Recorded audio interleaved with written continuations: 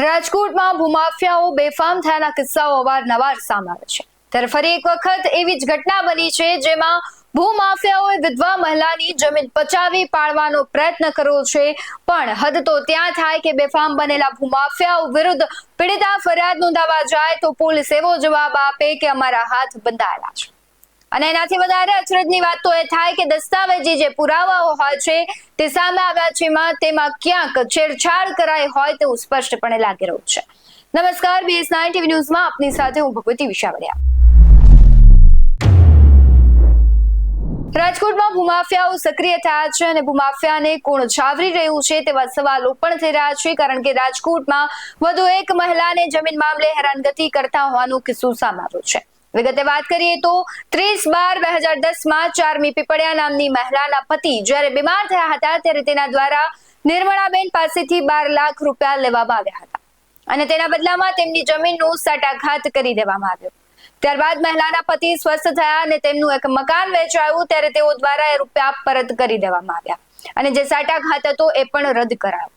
પરંતુ 2018માં આ મહિલાના પતિ સ્વર્ગવાસ થયા, મૃત્યુ પામ્યા। ત્યારબાદ વર્ષ 2024માં આ મહિલાને એક ફોન આવે છે કે તમારા દ્વારા જે સાટાઘાત કરવામાં આવ્યો હતો તે મહિલાએ જમીનનો દસ્તાવેજ અન્ય કોઈ વ્યક્તિના નામે કરી દીધો છે, તો હવે જમીન તે વ્યક્તિની છે તેમ કહી એ જમીન ઉપર બોર્ડ લગાવવામાં આવ્યા અને એ જમીન ઉપર કબજો પણ કરવામાં આવ્યો છે। ત્યારબાદ એ મહિલા ધારાસભ્ય સહિતના જે રમેશભાઈ ટીલાડા છે અને જયેશભાઈ રાદડિયા તેને રજૂઆત પણ કરી, પણ પોલીસે કોઈ નક્કર પ્રકારની કાર્યવાહી ન કરી।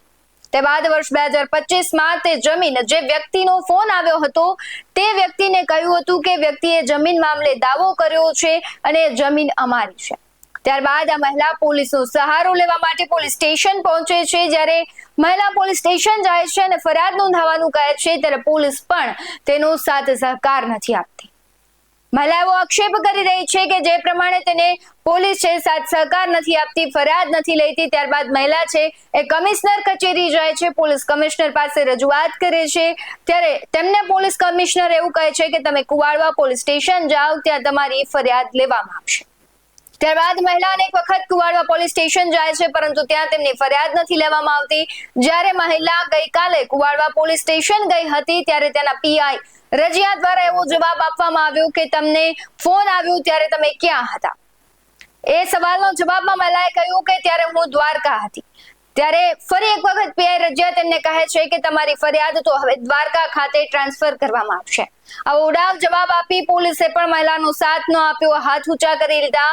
આખરે મહિલા મીડિયા સમક્ષ આવી અને મહિલાએ પોતાની આપવીતી જણાવી। મહિલાએ ન્યાયની માંગ કરી। હવે મહિલાને ક્યારે ન્યાય મળશે તો કશું નક્કી નથી, પરંતુ તેમની વ્યથા શું છે તેના પર એક નજર કરી।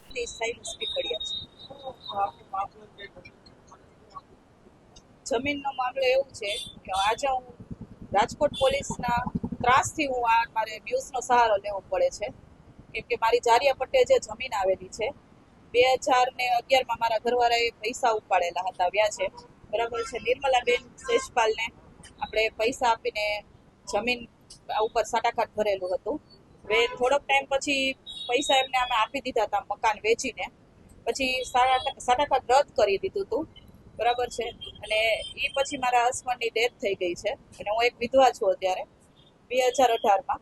અને વસ્તુ એવી બની છે કે 2024ના 9મા મહિનામાં જે નિર્મલાબેન છે એ પણ ગુજરી ગયા છે।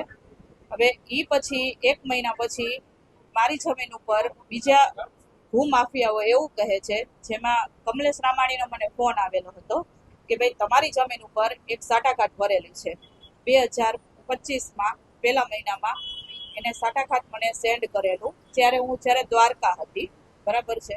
હવે મને જે સાટાઘાત સેન્ડ કરેલું હતું એ 2010નો સ્ટેમ્પ હતો, જે દરમિયાન મારા ઘરવાળાએ કોઈ પણ સાટાઘાત કોઈને કરી દીધેલું ન હતું અને 2011નો સ્ટેમ્પ મને મોકલવામાં આવ્યો।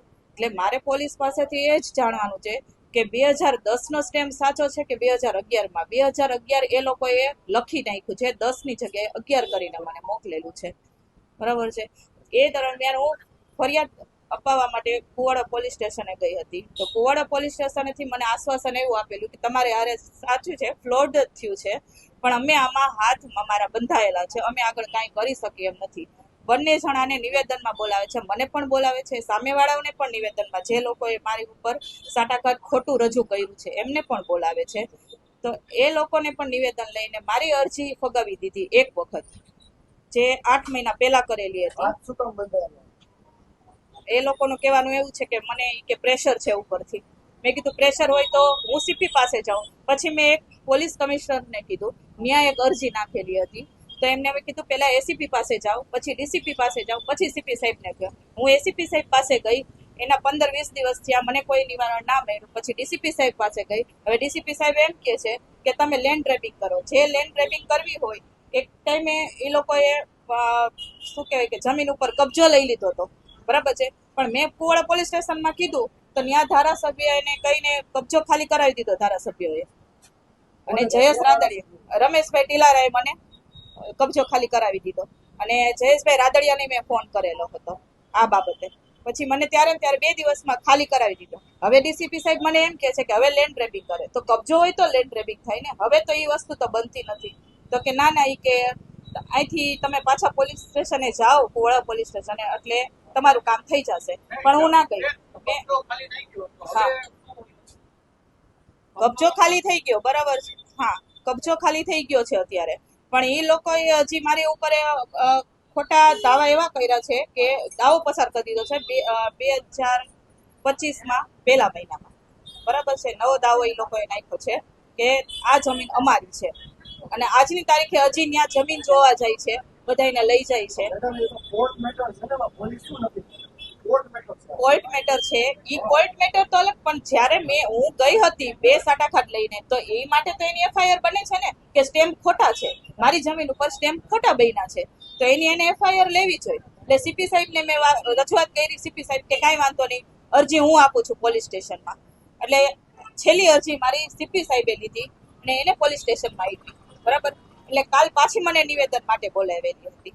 એટલે નિવેદન આપ્યું તો ત્યાં હજી પોલીસ સ્ટેશનના જે પીઆઈ છે, જે કુવાડા પોલીસ સ્ટેશન, એને મને એમ કીધું કે આ કોલ તમને ક્યાં આવેલો. મેં કીધું હું દ્વારકા હતી એ ટાઈમે. તો કે આ ફરિયાદ દ્વારકા બને છે, અહીંયા નથી બનતી.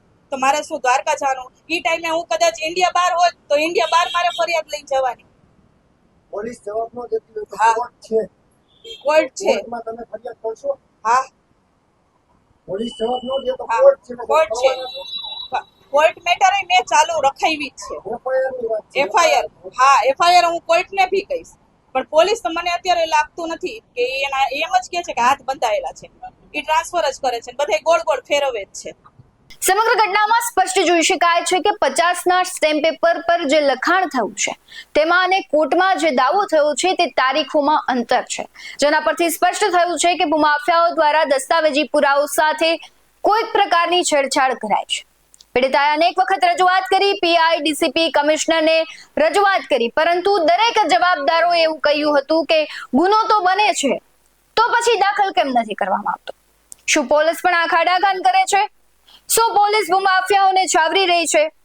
પીડિતાએ અનેક વખત ગૃહમંત્રીને ટ્વીટ કરીને પણ જાણ કરી, તેમ છતાં કોઈ કાર્યવાહી ન થઈ. ન છૂટકે હવે પોલીસ કશું નહીં કરે તો પીડિતાએ કોર્ટના દ્વાર ખખડાવવા પડશે. ત્યારે હાલ તો સમગ્ર મામલામાં જો યોગ્ય તપાસ થશે તો અનેક અધિકારીઓથી લઈને વગવાડા નેતાઓની સંડોવણી પણ સામે આવી શકે. પોલીસના ઉડાવ જવાબ બાદ સમગ્ર મામલામાં મોટું નેટવર્ક હોય તેવો પણ ઈશારો ક્યાંક મળી રહ્યો છે. અહીંયા સીધો જ સવાલ પોલીસ પર થઈ રહ્યો છે કે શા માટે પોલીસ ફરિયાદ નથી લઈ રહી? શું પોલીસ અને ભૂમાફિયાઓનું કંઈ કનેક્શન છે? પીડિતાને ઉડાવ જવાબ અને ભૂમાફિયાઓનો બચાવ આ શું દર્શાવે છે? અને વિધવા મહિલાઓને પોતાની જમીન માટે આટલી હદે હેરાન થવું પડે ત્યારે એનાથી વરવી પરિસ્થિતિ શું હોઈ શકે? આ મહિલા સામે આવ્યા એટલે ખબર પડી કે આવા કિસ્સાઓ બને છે, આટલું ખોટું અને ગેરરીતિ થઈ રહી છે. આવી તો અનેક મહિલાઓ હશે જે સામે નથી આવતી. તો કલ્પના કરો કે તેમની સાથે કેટલું ખોટું થતું હશે, અને આ ખોટું કરનાર કોઈ એક વ્યક્તિ નહીં હોય, આખી કડી જોડાયેલ હશે જે આવા ફ્રોડ કરી નિર્દોષ લોકોને છેતરતી હશે. તમને શું લાગી રહ્યું છે પોલીસની કામગીરી અને પોલીસના ઉડાવ જવાબને લઈને, ખાસ કરીને ભૂમાફિયાઓ જે સક્રિય થયા છે તેને લઈને, અને નિર્દોષ મહિલાને જે રજડતી તેને જવાબ નથી આપવામાં આવતા, તેની સાથે કોઈ ફ્રોડ થઈ રહ્યો છે? કમેન્ટ બોક્સમાં જરૂરથી જણાવજો. આવા જ વધુ અહેવાલો સાથે ફરી મળતા રહીશું. તમે અમારી યુટ્યુબ ચેનલને સબસ્ક્રાઇબ કરવાનું, અમને ફેસબુક અને ઇન્સ્ટાગ્રામ પર ફોલો કરવાનું ભૂલશો નહીં. બાકી અવનવી અપડેટ્સ મેળવવા માટે જોતા રહો BS9 TV. નમસ્કાર.